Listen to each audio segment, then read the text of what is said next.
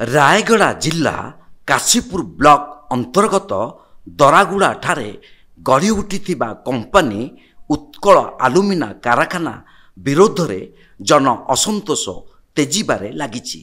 दीर्घ दिन धरी दाबी करि आसुथिबा बेले कंपानी कर्तृपक्ष जानिशुणी नीरवद्रष्टा साजिचंती बोली ग्रामवासी अभियोग करी कोड़ीपारी जीपी जोगीपारी तुंडा ग्रामर प्राय 250 रु ऊर्ध्व परिवार लोके आज को 2 सप्ताह पाखापाखि हेब मौलिक सुविधारू वंचित थिबा अभियोग करी कंपानी रास्ता अवरोध करिसंती एवं इंटेक पानी टांकी को पानी जोगाउथिबा नदी को अवरोध करी विपरीत दिगरे प्रवाहित करिथिबा देखिबाकू मिलिछि।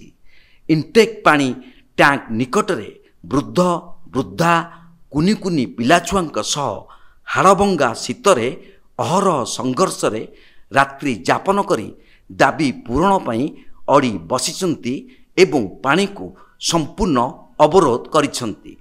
मुख्य विषय हैला एही ग्राम खनि खनन माइन्स ठारू मात्र 3 किलोमीटर व्यवधान रे अवस्थित।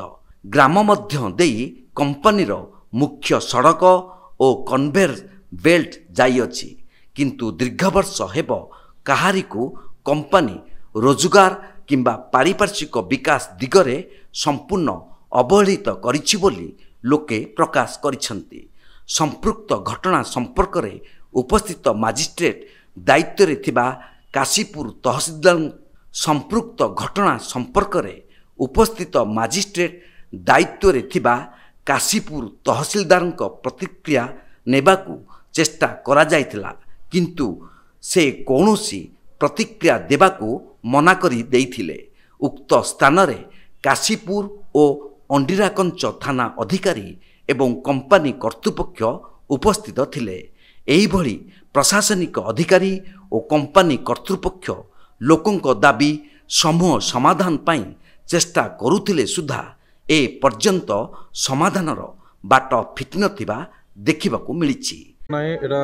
दीर्घ वर्षर समस्या अटे। दीर्घ वर्ष धरी उत्कल आलुमिना द्वारा होउथिबा अवहेला, उत्कल आलुमिना देइथिबा प्रतिश्रुति को केबे मध्य पूर्ण न करिबारु आज जोगीपारी तुंडा ग्रामवासी बारंबार से माने विभिन्न माहौल रे चेष्टा करी मध्य विफल होला परे वर्तमान राजरास्ता को ओह्लाइछन्ते। जेहेतु उत्कल आलुमिना कंपानी विभिन्न प्रकार प्रतिश्रुति देइथिला आ से तार प्रतिश्रुति पालन करिबार संपूर्ण भाव विफल होइछे एवं जहा कि विशेष करी वर्तमान मुख्य उद्देश्य है आमर अंचल विभिन्न ग्राम रे जो पारिपार्श्विक उन्नति होचे सीएसआर हो किंबा डीएमएफ किंबा एंडोमेंट फंड हो ताहा कौन परिमाण रे माने अति अल्प परिमाण रे आम ग्राम रे देखा जाउची एवं गोटे प्राइमरी हेल्थ सेंटर नाई किंबा गोटे एजुकेशन सेंटर नाई जहा कि कंपानी करबार तार दायित्व थिला। गोटे विद्युतीकरण रो सुविधा नाई, गमनागमन रो सुविधा नाई, जलसेचन रो सुविधा नाई। वर्तमान आपण ग्रामवासी कोन पदक्षेप निछन्ती एठार कहबे? आमर ग्रामवासी दीर्घ 10 दिन धरी धारणा बसते किंतु कंपानी कर्तृपक्षर कौन प्रतिक्रिया किंबा सेठारे आलोचना मध्य करने को आसले ना। तापर ग्रामवासी सीएसआर को गले सेठारे माइन्स को डकाइले किंतु सेठारे मध्य कौन सांत्वनाजनक आमको प्रतिश्रुति मिलना ना। तापर आसी ग्रामवासी उत्त्यक्त हो निजर अधिकार पाइबा कौन करेंगे बोले से इंटेक को आसी इंटेक अवरोध करा जायछि वर्तमान।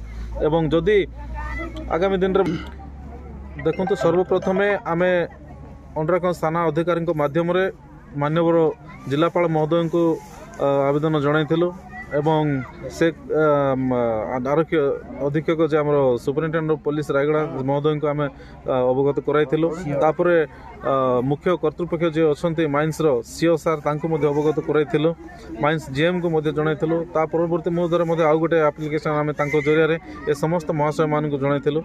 देखंतु यह अति दुर्भाग्यर विषयटा आम ग्रामवासी प्रति और अंचलवासी प्रति मध्य, कारण आम ग्राम अति अल्प दूर आधा किलोमीटर दूर रे बेल्ट लाइन द्वारा बक्साइड जाउछि।